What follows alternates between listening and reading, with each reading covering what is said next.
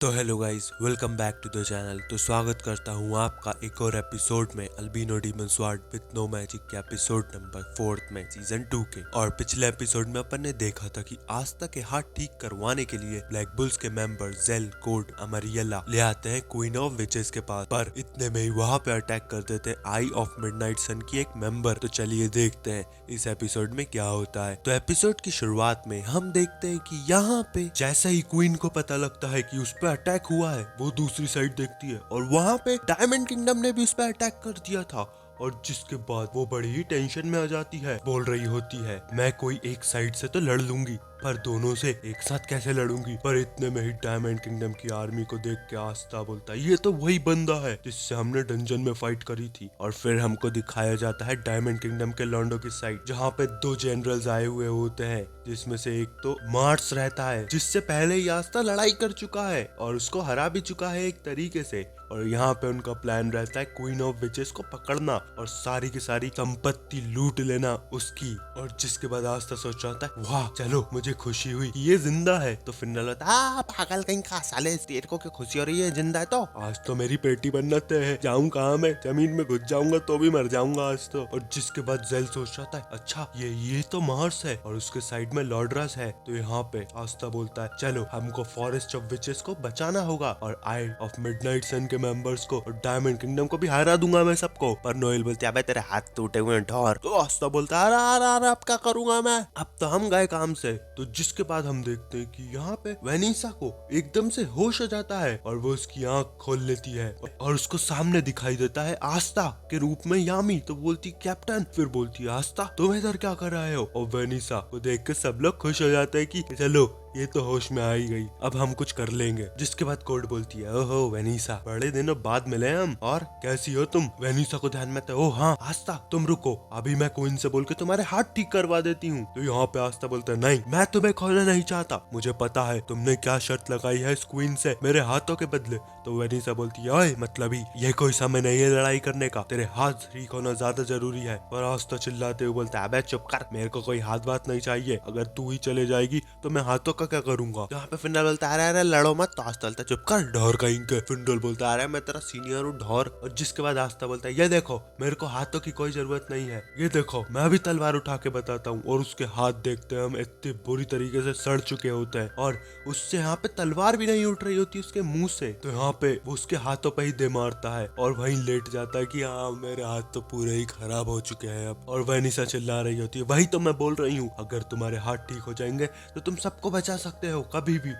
और आस्था बोलता है नहीं मैं अपने एक अच्छे दोस्त को अपने इन तीन टप्पर हाथों के चक्कर में नहीं खोना चाहता, उसका यही मतलब है तो मुझे किस्मत को भी लात मारनी पड़े तो मैं अपनी किस्मत को भी लात मार दूंगा। और वेनिसा को ध्यान में आती है ये बात तो यामी ने भी कही थी कि मैं अपनी किस्मत पे लात मार दूंगा अगर कभी वो मेरे सामने आई तो। यहाँ पे वेनिसा हंसने लगती है और बोलती है यही बात तो यामी ने बोली थी मुझसे। और जिसके बाद आस्था कोशिश कर रहा होता है उठने की, पर उठ नहीं पा रहा होता। तो वेनिसा बोलती है अरे सबर तो कर ले थोड़ी, दोस्त होते ही सैक्रिफाइस करने के लिए है और तू इस दुनिया को अकेले कभी नहीं हरा पाएगा, मैं हमेशा तेरे साथ रहूंगी आस्था। और मैं तो क्वीन को बेवकूफ बना के जब तेरे हाथ ठीक हो जाते निकल जाती यहाँ से, पर तू फालतू में ही यहाँ पे आ टपका। मैंने बोल दिया क्या क्वीन, माफ कर दो मेरा वो मतलब नहीं था। तो जिसके बाद यहाँ पे नोएल बोलती है वैसे भी क्वीन अगर तूने आस्था को हाथ ठीक कर दिए ना तो तेरा फॉरेस्ट तो बच ही जाएगा, क्योंकि आस्था सबसे निपट लेगा अकेला ही, वो भले ही पागल है पर जब उसके हाथ पांव सही हो जाएंगे ना तो वो तुझसे भी स्ट्रांग निकल जाएगा। तो यहाँ पे सब बोलते हैं हाँ सही बोल रही है नोएल। और तो और तुम्हें अभी मदद की जरूरत है क्वीन, अगर तुमको तुम्हारे लोगों को और इस फॉरेस्ट को बचाना है तो आस्था को ठीक कर दो और हमारा साथ दो। तो यहाँ पे क्वीन सोचती है वैसे सही बोल रही है, अगर अभी मैंने इसकी मदद नहीं करी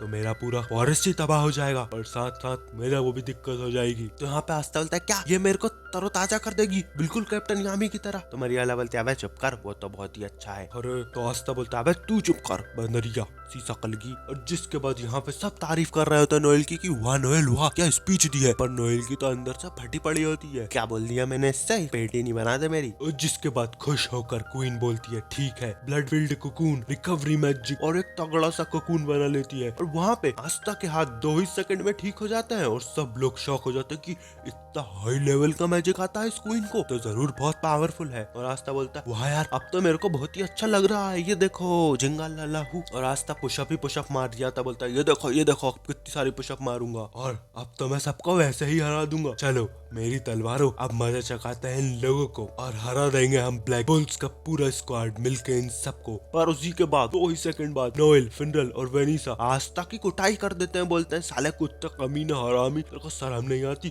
कितनी चिंता में डाल दिया था तूने मेरा, ये ले रो तेरा। और धड़ाधड़ मुक्के जड़ रहे होते हैं उसमें। रास्ता को तो कुछ होता ही नहीं है और रास्ता बोलता है अबे ये देखो तुम्हारे भाई को कुछ नहीं होगा। और उनके हाथ पांव टूट जाते हैं मार मार के आस्था को। और जिसके बाद क्वीन बोलती है ओए अब मेरे को बता तू क्या कर सकता है तेरी उस एंटी मैजिक तलवार से। तो वो बोलता है ठीक है क्वीन, धन्यवाद हो तुम्हारा, तुमने मेरे हाथ ठीक कर दिए। यहाँ पे जेल बोलता है मैं डायमंड किंगडम की आर्मी से मार्स और लॉर्ड्रस को देख लूंगा। तो यहाँ पे आस्था बोलता है ठीक है मर मत जाना बेटा, मतलब सेनपाई जेल मर मत जाना। और हम लोग देखते हैं आई ऑफ मिडनाइट सन के मेंबर्स को। तो यहाँ पे उबला हुआ भुट्टा जो कि फाना के साइड में खड़ा होता है बोलता है मजा आ गया फाना, क्या जादू करा है तुमने। पर वहीं वे तगड़े तगड़े जादू कर रही होती है वहाँ पे खड़ी और बोल रही होती हैं हम इतनी आसानी से हार नहीं मानेंगे और तो और हमारे फॉरेस्ट पे अटैक करने वालों की पेटी बना देंगे। और वो उनके जादू से यहाँ पे मार रही होती हैं आई ऑफ मिडनाइट सन के मेंबर्स को। पर फाना के 2-3 अटैक से ही उनके जादू की तो फादू हो जाती है और पेटी बन जाती है। जिसके बाद वो उबला हुआ असिस्टेंट बोलता है चलो बेटा इन कवारी विचेस को पकड़ लो,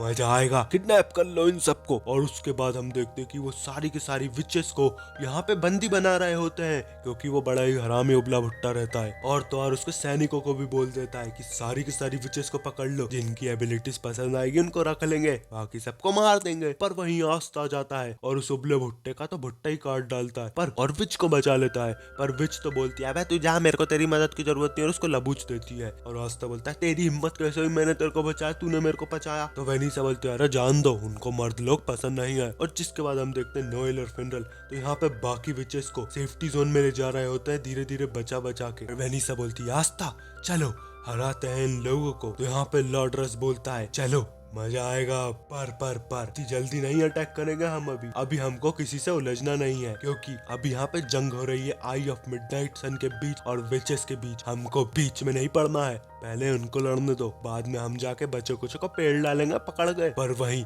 जेल कोड मरियला जा रहे होते हैं डायमंड किंगडम की आर्मी के सामने क्योंकि वो लोग उनको पहले से ही जानते हैं। तो यहाँ पे कोड बोलती है हमको नहीं पता कि ये लोग क्या सोच के यहाँ पे आए हैं, पर जेल हमारे साथ है, हो सकता है कुछ कर सके जेल। पर वहीं हम देखते हैं कि उबला हुआ भुट्टा यहाँ पे बाकी के विचेस को भी पकड़ा जा रहा होता है और बोलता है अब मार के दिखाओ मेरे को, अब मारो। तो आस्था बोलता है ओए वेनिसा तेरे धागों से मेरे को उसकी साइड उड़ता हुआ भेज। तो यहाँ पे वेनिसा बोलती है ठीक है ये लो, और उचका देती है आस्था को हवा में। और आस्था यहाँ पे सारी के सारी सैनिकों को मारते हुए और उनकी छाती पे पैर रखते हुए ऊपर की साइड जा रहा होता है असिस्टेंट के पास जो कि है उबला हुआ भुट्टा, और सारे के सारे सैनिकों को अकेला ही हरा देता है हवा में उड़ते हुए। और वेनिसा शौक हो जाती है देख के और आखिरी में पहुंच जाता है असिस्टेंट के पास और बोलते है तो साले हरामी, और बचा लेता है बाकी की विचेस को। पर विचेस बोलती है कुत्ते तूने कैसे बचा लिया हमको नहीं चाहिए तेरा कोई एहसान। और वही हम देखते कि फाना अटैक कर देती है आस्था पे और बोलती है तू ही था ना वो बंदा। पर आस्था तो उसकी स्वार्ड से उस अटैक को वापस भेज देता है उस सेलेमेंडर की साइड, और वो सेलेमेंडर एक और अटैक करके यहाँ पे बच लेता है अपने आप को।